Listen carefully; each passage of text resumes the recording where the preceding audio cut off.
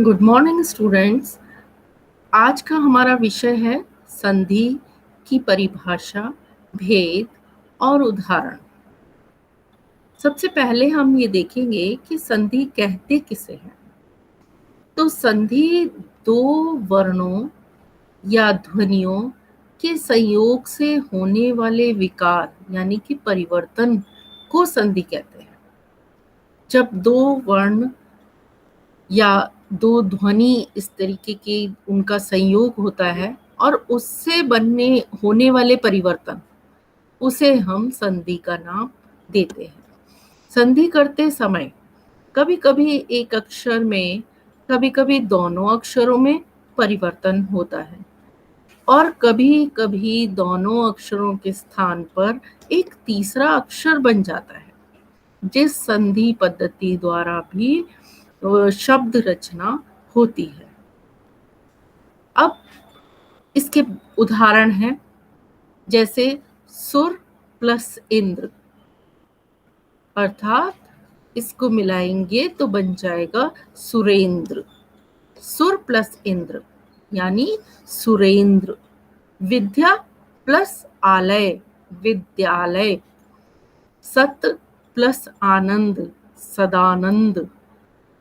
तो इन खंडों में हम प्रथम खंड का अंत्याक्षर और दूसरे खंड का प्रथमाक्षर मिलाकर एक भिन्न वर्ण बन गया है। इस प्रकार के मेल को संधि कहते हैं। अब संधि के उदाहरणों को देखें हम, तो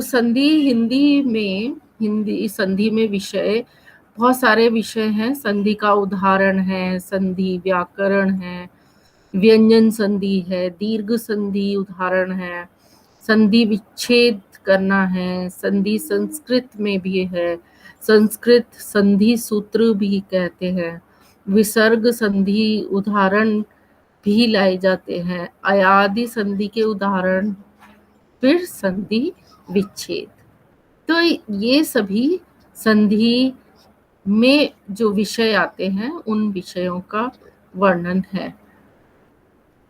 लेकिन हम संधि के जो प्रकार हैं वो हम 3 प्रकार की संधि होती है। पहले स्वर संधि होती है, फिर व्यंजन संधि होती है और विसर्ग संधि होती है। तो आज हम इन तीनों संधियों के बारे में विस्तार से अध्ययन करेंगे और फिर हम ये भी देखेंगे कि स्वर संधि के जो भेद हैं वो हम 5 प्रकार के भेद बताए गए हैं। दीर्घ संधि, गुण संधि, वृद्धि संधि, अयादि संधि, यण संधि। तो इसमें स्वर संधि में 5 प्रकार के भेद बताए गए हैं। फिर व्यंजन संधि हो गया, विसर्ग संधि हो गया। तो इस तरीके से संधि के प्रकार होते हैं। अब संधि के प्रकार का विस्तार से जब हम अध्ययन करेंगे तो सबसे पहले हम स्वर संधि को लेंगे। स्वर संधि स्वर के साथ स्वर का मेल होने पर जो विकार होता है उसे स्वर संधि कहते हैं। स्वर संधि के 5 भेद हैं। तो स्वर के साथ स्वर का मेल, एक स्वर है फिर दूसरा स्वर है और उन दोनों का जब मेल हो रहा है, जब उनमें परिवर्तन आ रहा है, तो फिर हम उन्हें स्वर संधि कहेंगे। और इसके 5 भेद हैं। तो पहला जो भेद है वो है दीर्घ संधि। दीर्घ संधि स्वर्ण, ह्रस्व या दीर्घ स्वरों के मिलने से उनके स्थान में स्वर्ण दीर्घ स्वर हो जाता है। वर्गों का संयोग चाहे ह्रस्व या ह्रस्व हो या ह्रस्व दीर्घ और चाहे दीर्घ प्लस दीर्घ हो, यदि स्वर्ण सवर्ण स्वर है तो दीर्घ हो जाएगा। इस संधि को दीर्घ संधि कहते हैं। तो दीर्घ संधि में हम ये देखते हैं कि कोई भी दो स्वर्ग यदि वो दीर्घ हो जाते हैं, बढ़ जाते हैं, तो फिर उसको हम दीर्घ संधि के नाम से जानते हैं। इसके बहुत सारे उदाहरण हम देखेंगे। पहला है कि इसमें बहुत सारे ऐसे नियम बने हुए हैं कि और को यदि मिलाएंगे तो आ बनता है, और को मिलाएंगे तो फिर आ बनेगा, और आ और को भी मिलाते हैं तो भी आ बनेगा। इसी प्रकार से आ और आ को मिलाएंगे तो वो आ ही बनेगा। अब इससे संबंधित हम उदाहरण देखें तो पुष्प प्लस अवली। अब पुष्प में प में आ है, इधर अवली में भी आ है, तो अ और अ मिलकर क्या बन गया? पुष्पावली, यानी पा, बड़ा पा बन गया। तो यहाँ इसका हो गया पुष्पावली। अब हिम प्लस आलय। हिम म में क्या है? अ है, केवल एक स्वर अ की आवाज आ रही है। और आलय यानी बड़ा आ, आलय। अब यहाँ छोटा अ और बड़ा आ मिलकर बड़ा आ बन जाता है, ये नियम दिया हुआ है। तो इसलिए हिम प्लस आलय को जब मिलाएंगे तो क्या बन जाएगा? हिमालय। और ये सारे दीर्घ संधि के उदाहरण हैं, क्योंकि यहाँ बड़ा आ बन रहा है। चाहे हम छोटे आ, दो छोटे आ को मिला रहे हैं तो भी बड़ा आ बन रहा है, एक छोटा आ एक बड़ा मिलके बन रहा है तो भी फिर बड़ा आ बन रहा है। तो ये दीर्घ संधि के नाम से जाना जा रहा है। अब एक है माया। माया यानी कि आ बड़ा आ रहा है, और फिर अधीन। अधीन में अ छोटा है, तो यहाँ बड़ा आ प्लस छोटा आ, तो क्या बन गया? मायाधीन। मायाधीन मिलकर ये मायाधीन बन गया। एक और प्रचलित जो उदाहरण है वो है विद्या प्लस आलय। अब विद्या में क्या है? विद्या में जो धा है वो बड़ा आ रहा है, बड़े आ का स्वर आ रहा है, विद्या। तो आ प्लस आलय, तो आलय में भी आ क्या है? बड़ा आ। तो यहाँ बड़ा आ प्लस बड़ा आ मिलकर क्या बन गया? बड़ा आ, यानी विद्यालय। तो इसको पूरा मिलाकर विद्यालय बन गया। इसी तरीके से ई का भी है। छोटी ई मिलकर क्या बन गई? बड़ी ई। इसका उदाहरण कवि प्लस इच्छा। कविच्छा, यानी वी पे छोटी ई और इच्छा में भी छोटी ई, तो कविच्छा। बड़ी आ गई, कविच्छा ना। ऐसे ही छोटी ई प्लस बड़ी ई, इसको मिलाकर भी बड़ी ई बन रही है। तो हरी प्लस ईश। हरी में क्या? बड़ी छोटी हरी प्लस ईश। अब छोटी ई प्लस बड़ी ई, इसको मिलाकर भी हरीश बन गया। अब छोटी ई प्लस छोटी ई, यानी मही प्लस इंद्र, और दोनों को जब मिलाएंगे तो बन गया महेंद्र। तो बड़ी ई आ गई। अब छोटी ई और बड़ी ई को मिलाने से नदी प्लस ईश। यहाँ बड़ी ई और बड़ी ई, नदी ई बड़ी और ईश में भी बड़ी, यानी कि बड़ी ई और बड़ी ई को भी मिला रहे हैं तो फिर बड़ी ई ही बन रही है, नदीश। ऐसे ही ऊ से भी कई उदाहरण हैं। जैसे ऊ छोटा ऊ को मिलाएंगे तो बड़ा ऊ बनेगा, बड़े छोटे और बड़े ऊ को मिलाएंगे तो भी बड़ा उ बनेगा। तो सु प्लस उक्ति, सु में भी छोटा उ और उक्ति में भी छोटा उ, यानी सूक्ति। स पे बड़े उ की मात्रा आ जाएगी तो सूक्ति बन जाएगा।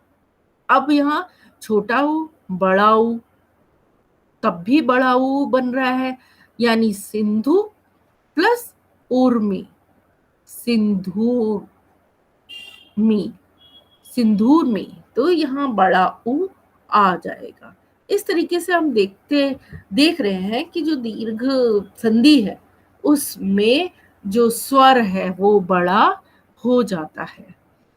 अब स्वर संधि के बाद हमने इसके उदाहरण देखे, उसके बाद जो संधि आती है वो है गुण संधि। दूसरी, ये स्वर संधि का दूसरा पार्ट है, गुण संधि। जब अ अथवा आ के आगे ई अथवा ई आता है तो इसके स्थान पर ए हो जाता है।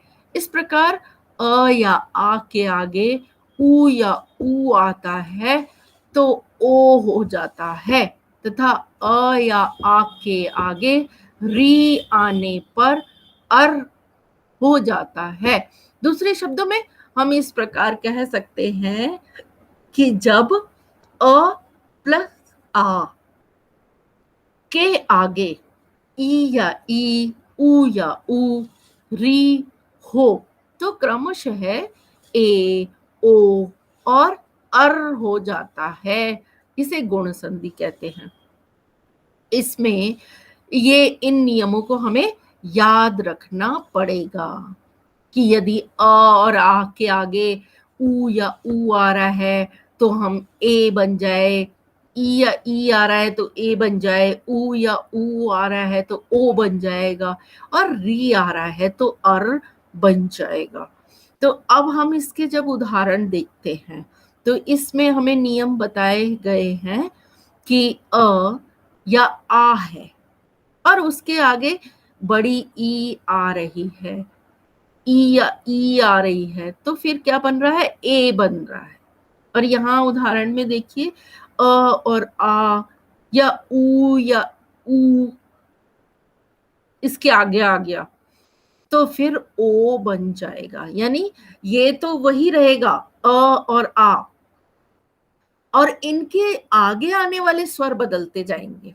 अगर ई या ई आ गया तो ए हो जाएगा, अगर और आ के आगे ऊ या ऊ आ गया तो ओ हो जाएगा, और अ या आ के आगे री आ गया तो अर हो जाएगा। तो ये हमें याद रखने पड़ेंगे, इन नियमों को हमें इसमें याद रखना पड़ेगा। संधि में यही एक इम्पॉर्टेंट चीज होती है। अब इसके हम उदाहरण देखते हैं। उदाहरण में अ प्लस ई, अ प्लस ई आ गया, इसका मतलब उसके आगे ए आएगा।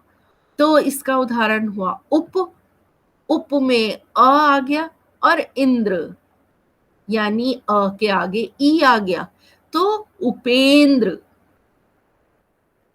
जब इसको मिलाया गया तो एक ही मात्रा आ गई, उपेंद्र। फिर दूसरा उदाहरण में अ प्लस बड़ी ई, तो इसमें भी ए आएगा। जैसे गण, गण में अ आ रहा है, और ईश यानी गणेश, यहाँ ई और अ मिलके क्या बन गए, एक ही मात्रा बन गई, गणेश। ये गुण संधि के उदाहरण हैं। इनको देखते चलिए आप और इन नियमों को याद कर लीजिए। नियमों को याद करने के बाद ये संधि जो है वो बिल्कुल सरल हो जाती है। लेकिन सबसे इम्पॉर्टेंट चीज ये है कि हमें नियम याद होनी चाहिए। अब आ और ई, बड़ा आ और ई है, उससे भी ए ही बनेगा। जैसे महा प्लस इंद्र, महा में क्या आ गया, बड़ा आ गया, और इंद्र में छोटा ई आ गया तो महेंद्र। इसमें भी महेंद्र की आवाज आ रही है, यानी ए लग गया। इसी तरीके से आ प्लस ई, बड़ा आ और बड़ी ई, रमा प्लस ईश यानी रमेश। तो अब इसी तरीके से ऊ के उदाहरण है। चंद्र प्लस उदय, चंद्रोदय, यानी ओ की मात्रा आ जाएगी। जब ऊ सामने आ गया तो ओ की मात्रा आ रही है। समुद्र प्लस उर्मी, समुद्रोमी। महा प्लस उत्सव, तो ऊ आने से ओ हो गया महोत्सव। गंगा प्लस उर्मी, गंगोर्मी। देव प्लस ऋषि, देवऋषि। महा प्लस ऋषि, महर्षि। तो इसी तरीके से जो ओ की मात्रा आई और री आने से री की मात्रा, अर की आवाज, स्वर आ जाता है। तो यहाँ सारा गुण संधि, स्वर संधि के माध्यम से ये सारी चीजें बताई जा रही हैं। अगला जो आता है वो है वृद्धि संधि। अभी ये स्वर संधि के ही भेद चल रहे हैं। स्वर संधि में पहले हमने दीर्घ संधि का भेद पढ़ा, फिर गुण संधि पढ़ी, अब हम वृद्धि संधि पढ़ेंगे। वृद्धि संधि में जब अ या आ के आगे ए या ए आता है तो दोनों का ए हो जाता है। इसी प्रकार अ या आ के आगे ओ या ओ आता है तो दोनों का ओ हो जाता है। इसे वृद्धि संधि कहते हैं। जैसे उदाहरण देखिए, अ प्लस ए, अ के आगे क्या आ गया, ए आ गया। तो पुत्र प्लस एषणा, पुत्रैषणा, यानी आई, बड़ी आई आ गई, बड़ा ए आ गया। प्लस ए, अ प्लस ए, इसमें भी बड़ा ए। तो चाहे अ छोटा हो या बड़ा हो, और ए भी चाहे छोटा हो चाहे बड़ा हो, अगर ए और आ मिलेगा तो यहाँ बड़ी ए आ जाएगा। मत ऐक्य, तो मतैक्य, दो मात्रा आ गई। सदा प्लस एव, सदैव, द पे दो मात्रा आ गई। इसी तरीके से महा प्लस ऐश्वर्य, महेश्वर्य।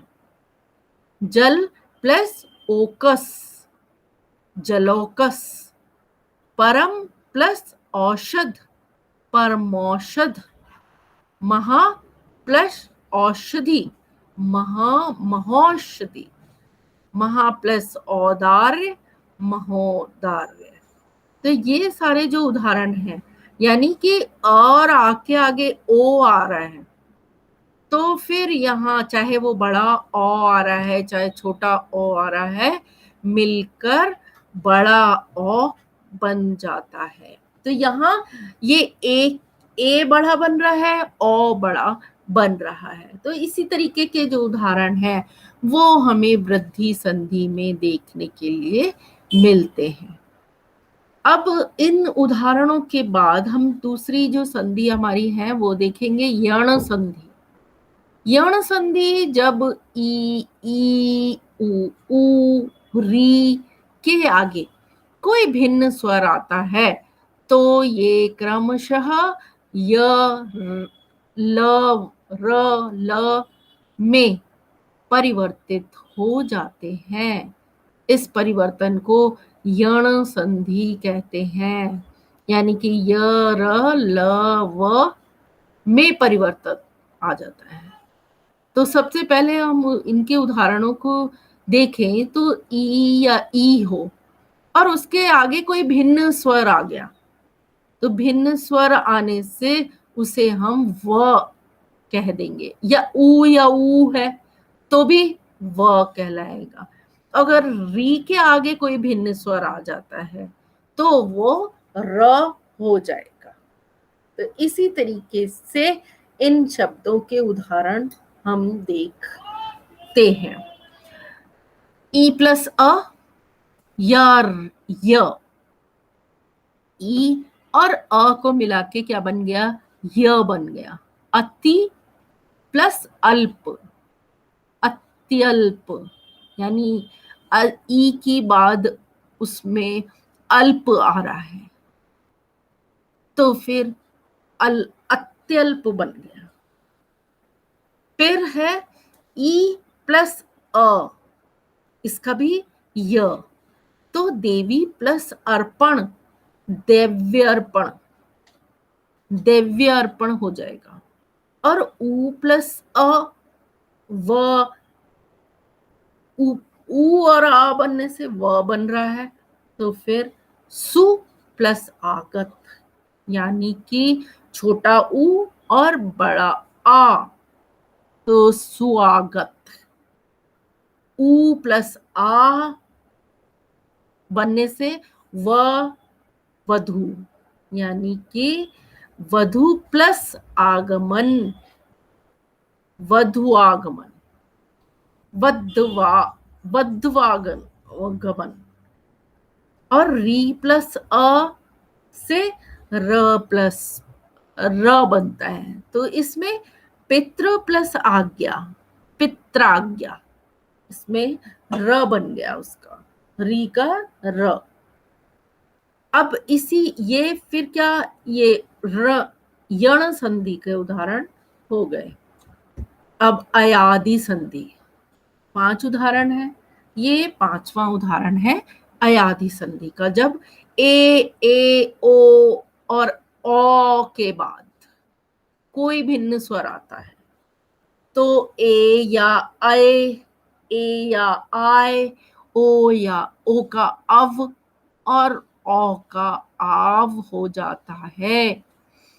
ए प्लस भिन्न स्वर आय हो जाएगा, और बड़ा ए कोई भिन्न स्वर आ गया तो आय हो जाएगा, और ओ और कोई भिन्न स्वर आ गया तो अव हो जाएगा, और ओ और भिन्न स्वर आने पर आव हो जाएगा। तो ये उदाहरण भी हमें, नियम हमें याद रखने होंगे। अब संधि उदाहरण के रूप में हम पढ़ाएं तो फिर इसके जो शब्द हैं उनको देखेंगे।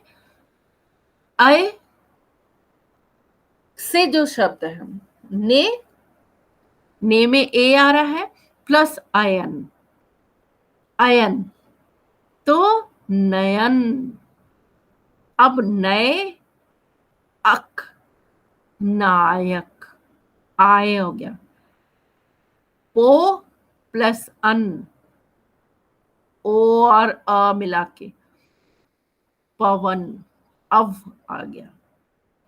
पौ प्लस अक, पावक। तो इसमें आव, अव, आय, अय, ये इस तरीके की जो संधि है वो अयाधि संधि कहलाती है। अब इस संधि, इन संधियों के बाद दूसरी जो संधि आती है वो है व्यंजन संधि। अब व्यंजन संधि में हम देखते हैं कि व्यंजन के साथ व्यंजन या स्वर का मेल होने से जो विकार होता है उसे व्यंजन संधि कहते हैं। व्यंजन संधि के प्रमुख नियम इस प्रकार है, जैसे कि क, यदि स्पर्श व्यंजनों के प्रथम अक्षर अर्थात क, च, ट, त, ये स्पर्श व्यंजन है, इनका जो प्रथम अक्षर है, स्पर्श व्यंजनों के प्रथम अक्षर के आगे कोई स्वर अथवा किसी वर्ग का तीसरा या चौथा वर्ण अथवा य, र, ल, व आए तो क, च, ट, त पक्के स्थान पर, इसके स्थान पर उसी वर्ग का तीसरा अक्षर अर्थात क के स्थान पर ग, च के स्थान पर ज, ट के स्थान पर ड, और त के स्थान पर द, और प के स्थान पर ब हो जाता है। यानी कि एक जो अगर क शब्द आ गया तो इसका जो तीसरा शब्द होगा क, ख और ग, तो यहाँ ग का प्रयोग होगा। अगर किसी भी स्वर में च आ जाता है तो फिर च के स्थान पर उस लाइन का जो तीसरा अक्षर है च, छ, ज, तो वो ज, उसका स्थान ज को मिल जाएगा। और ट है ट, ठ, ड, तो यहाँ ड आ जाएगा।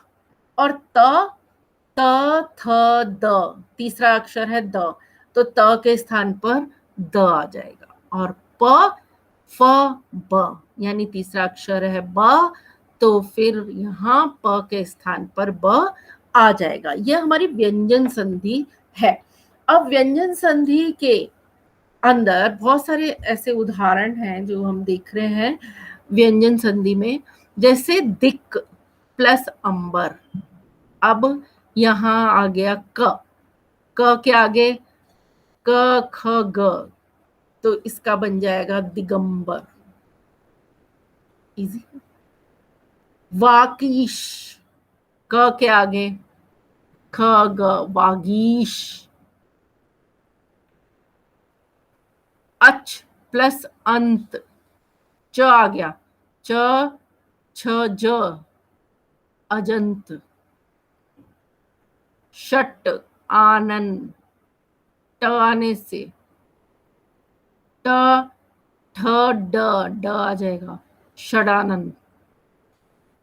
सत आचार, त, थ, द आएगा, तो सत सुबंध, सदाचार, सॉरी, सदाचार। सत प्लस आचार यानी सदाचार। फिर सुप प्लस संत, तो प की जगह फिर ब आएगा, सुबंत। उत प्लस घाटन, त, थ, द, उद्घाटन। तत् प्लस रूप, तद्रूप।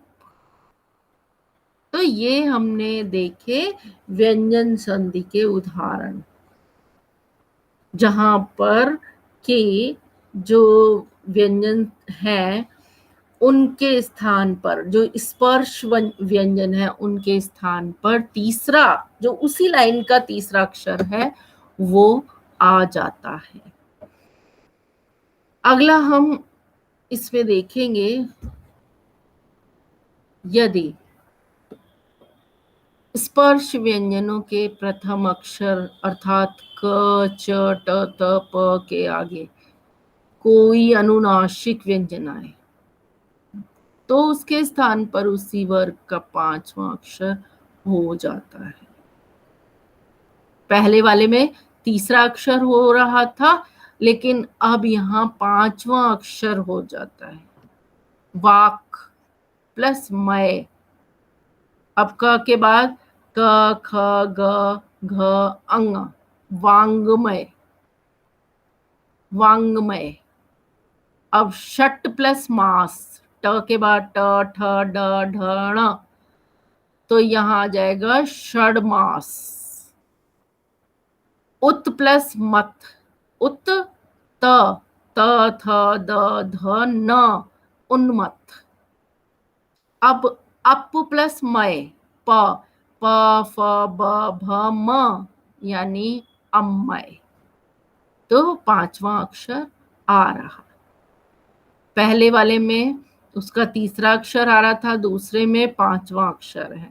और जब किसी ह्रस्व या दीर्घ स्वर के आगे छ आता है, तो छ के पहले च बढ़ जाता है। जैसे परि प्लस छेद, यानी कि इसके आगे छ आ गया, तो इसका एक और अक्षर च बढ़ जाएगा, परिच्छेद।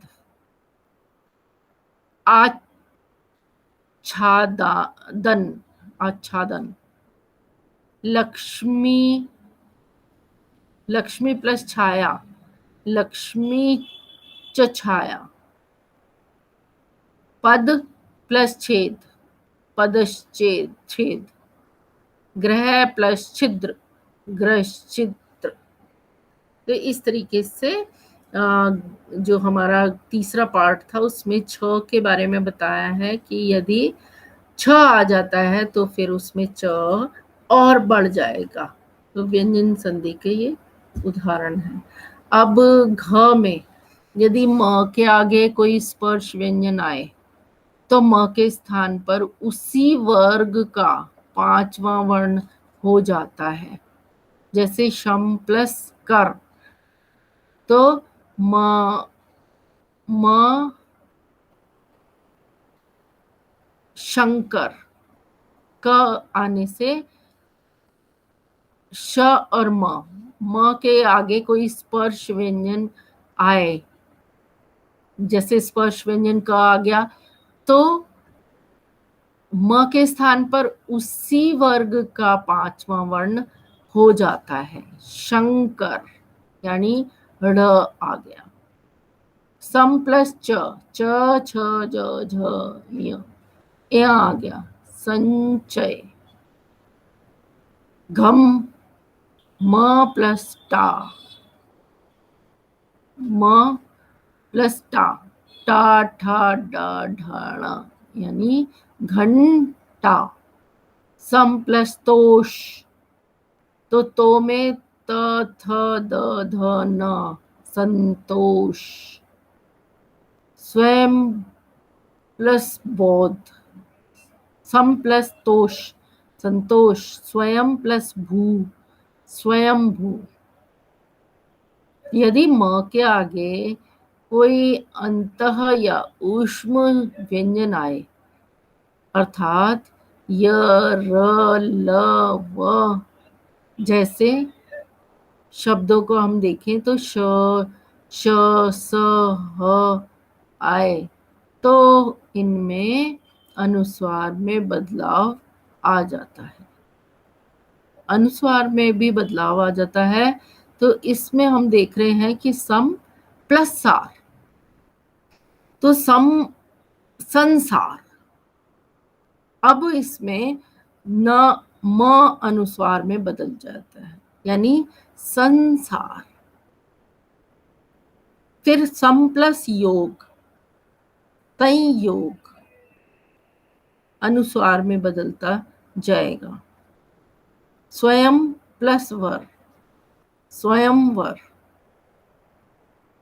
सम प्लस रक्षा,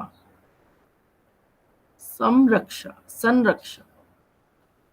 अब इन उदाहरणों के बाद हमारे सामने उदाहरण जो आएंगे वो है च, यानी यदि त और द के आगे ज और झ आए, ज और झ आ जाए, तो ज झ ज में बदल जाते हैं,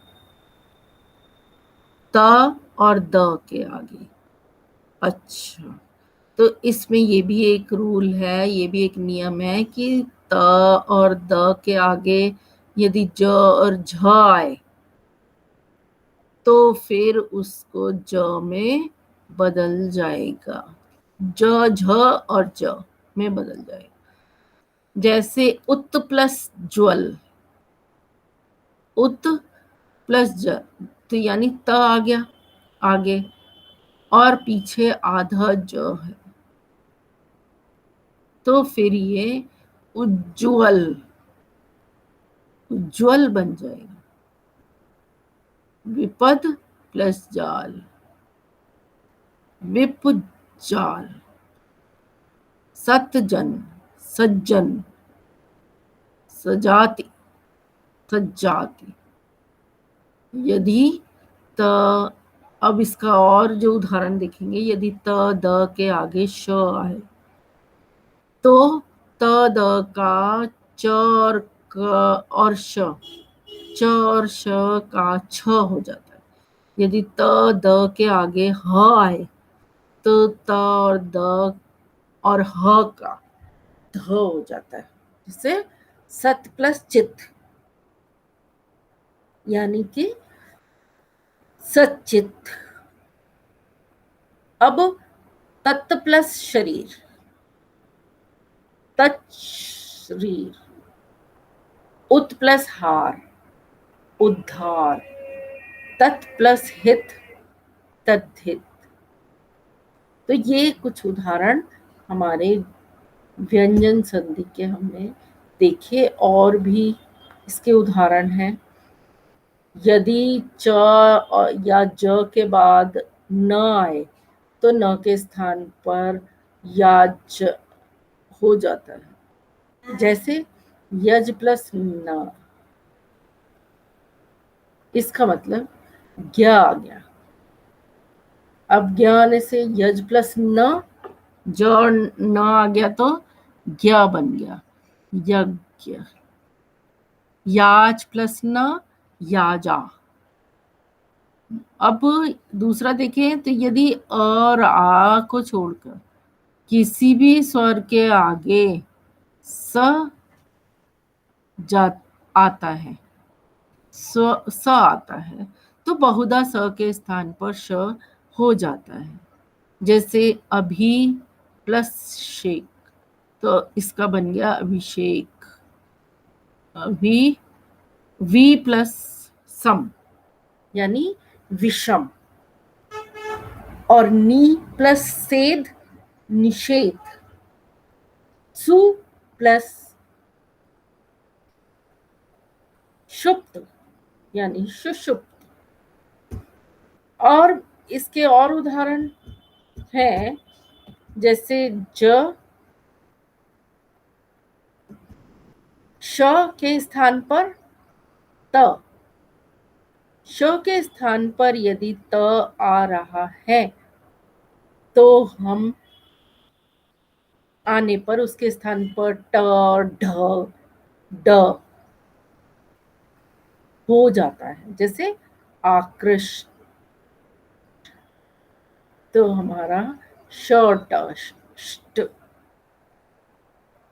तुष प्लस त यानी तुष्ट, तुष प्लस थ, त और थ आ रहा है तो श और थ के स्थान पर पृष्ठ, और श और श, शश प्लस थ, षष्ठ। इसी तरीके से री र और श के बाद न आए, री र श के बाद, तो फिर उसके मध्य में कोई स्वर का वर्ग, प वर्ग, अनुस्वार, य, व, ह में से कोई वर्ण आए तो न वर्ण अण हो जाएगा। जैसे भर प्लस अन, भरण। भूष प्लस अन, भूषण। राम प्लस अयन, रामायण। परि प्लस मान, परिमाण। री प्लस न, ऋण।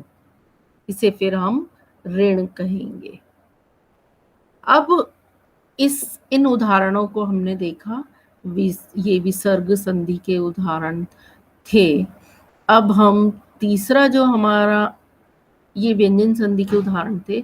अब तीसरा जो हमारा आता है स्वर संधि के उदाहरणों में, वो हमारा आता है विसर्ग संधि। विसर्ग संधि में विसर्ग का प्रयोग संस्कृत को छोड़कर संसार की किसी भी भाषा में नहीं होता। हिंदी में भी विसर्गों का प्रयोग नहीं के बराबर होता है।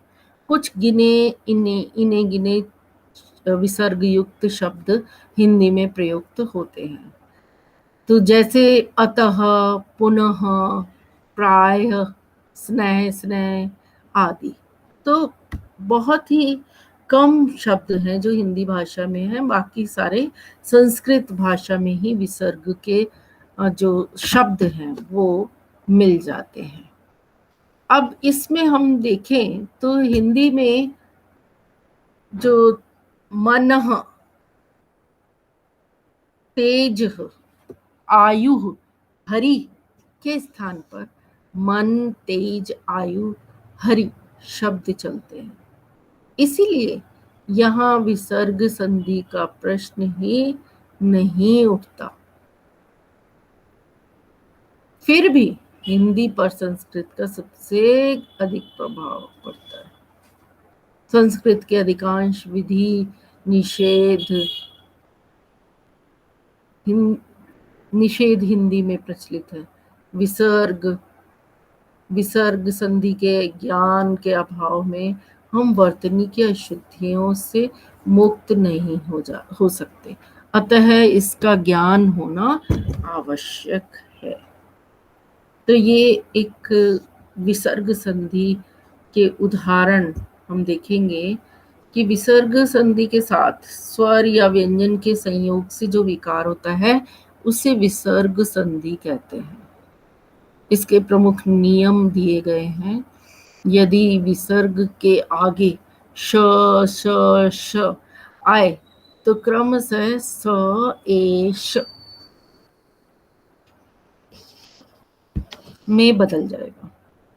जैसे निहि, निहि प्लस शंक यानी निशंक, और दुह प्लस शासन यानी दुशासन। निहि प्लस संदेश, निसंदेश। नि प्लस संग, निशंग। निशब्द यानी निशब्द। निहि स्वार्थ, निस्वार्थ। अब हम यहाँ यदि विसर्ग से पहले ई या ऊ हो और बाद में र आए तो विसर्ग का लोप हो जाएगा और ई तथा ऊ दीर्घ बन ई ऊ में बदल जाएंगे। जैसे निहि प्लस रव, इसका है नीरव। निहि प्लस रोग यानी नीरोग। निहि प्लस रस यानी नीरस। विसर्ग के साथ में अगर र आए तो विसर्ग का लोप हो जाता है। अब इसका उदाहरण और भी हैं। जैसे यदि विसर्ग के बाद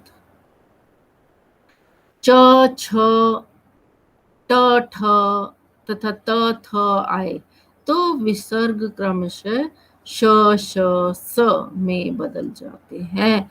जैसे निहि प्लस तार, निस्तार। दुह प्लस चरित्र, दुष्चरित्र। निहि प्लस छल, निश्चल। धनु प्लस टंकार, धनुष टंकार। निहि प्लस ठुर, निष्ठुर। विसर्ग के बाद क ख प रहने पर विसर्ग में कोई विकार परिवर्तन नहीं होता। जैसे प्रातः काल, प्रातः काल। तो प्रातः काल में जो विसर्ग है उसमें कोई परिवर्तन नहीं हुआ। और पय पान, पय पान। अंतःकरण यानी अंतःकरण, तो इसके विसर्ग का कहीं भी लोप नहीं हुआ। अब इन उदाहरणों के बाद और उदाहरण भी हम देखेंगे कि दो प्लस निवार, तो इसमें दुर्निवार। दु प्लस बोध, दुर्बोध। नि प्लस गुण, निर्गुण। नि प्लस आधार, निराधार। नि प्लस धन, निर्धन। नि प्लस झर, निर्झर। अब इसी तरीके के उदाहरण और भी हम देखते हैं विसर्ग से संबंधित कि नि प्लस आशा, निराशा। नि प्लस ई, निरीह। निहि प्लस उपाय, निरुपाय। निहि प्लस अथर्क, निरर्थक। ये सारे उदाहरण हमारे विसर्ग संधि से संबंधित उदाहरण हैं। अब इसमें मनः प्लस विकार मनोविकार, मनः प्लस रथ मनोरथ, पुरः प्लस हित पुरोहित, मनः प्लस रम मनोरम। और इसी तरीके से निहि प्लस कर्म निष्कर्म, निहि प्लस काम निष्काम, और निहि प्लस पाप कृपा निष्पाप, नि प्लस कपट निष्कपट, और निहि प्लस फल यानी कि निष्फल, निष्फल हो जाएगा। अब इसमें आगे हम देखें तो जहां जहां जहां यहाँ कहाँ वहां आदि शब्दों के बाद ही आने पर स्वर रहित लुप्त हो जाता है। यहाँ प्लस ही यहीं, कहाँ प्लस ही कहीं, वहां प्लस ही वहीं, जहां प्लस ही जहीं, तो ये ही हो जाएगा। अब कहीं कहीं संस्कृत के र लोप दीर्घ या यण आदि संधि के नियम हिंदी में नहीं लागू होते हैं, जैसे अंतरराष्ट्रीय, अंतरराष्ट्रीय, स्त्री उपयोगी, स्त्रियोपयोगी, उपरि प्लस उक्त उपरयुक्त, तो ये सारे संस्कृत के र लोप के उदाहरण। अब यहाँ आज हमने संधि के विषय में उनकी परिभाषा, भेद, उदाहरण बहुत कुछ पढ़ा। अब ये जो विषय है यहीं हमारा समाप्त होता है, और इस विषय के समाप्त होने पर बहुत सारे महत्वपूर्ण लिंक हैं जिनके आधार पर आप और इस विषय के लिए अध्ययन कर सकेंगे। उसके बाद प्रश्न दिए गए हैं। पहला प्रश्न, मनोबल में संधि है विसर्ग संधि, दीर्घ संधि, गुण संधि, यण संधि। इसका सही उत्तर है यण संधि। पुस्तकालय में संधि है गुण संधि, दीर्घ संधि, यण संधि, वृद्धि संधि। इसका उत्तर है वृद्धि संधि। अब अगला प्रश्न है ज्ञानोपदेश। ज्ञानोपदेश में संधि है गुण संधि, यण संधि, वृद्धि संधि, दीर्घ संधि, यानी वृद्धि संधि।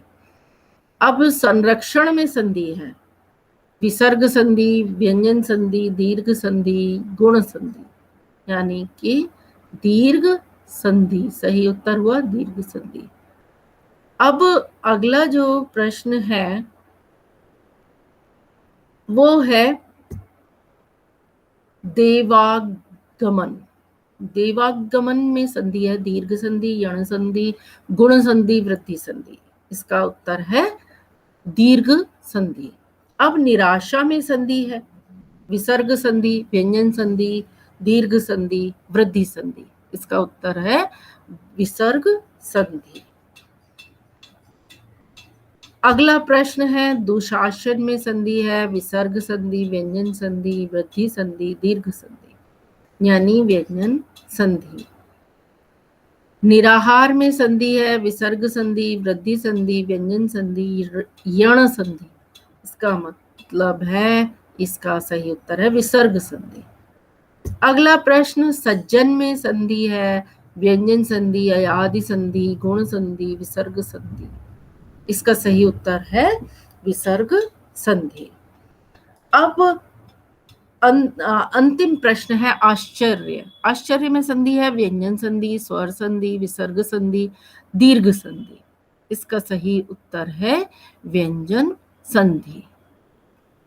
आज का यह विषय यहीं समाप्त होता है। संधि की परिभाषा, भेद और उदाहरण। अब अगला विषय अगली कक्षा में पढ़ेंगे। तब तक के लिए धन्यवाद। Thank you.